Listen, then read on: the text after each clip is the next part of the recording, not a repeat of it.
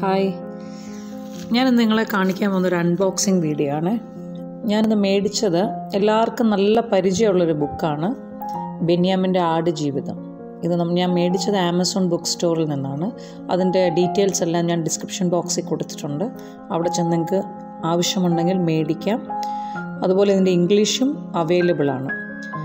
ഒരുപക്ഷെ മലയാള സാഹിത്യത്തിലെ തന്നെ നാഴികക്കല്ലായ ഒരു പുസ്തകമാണ്.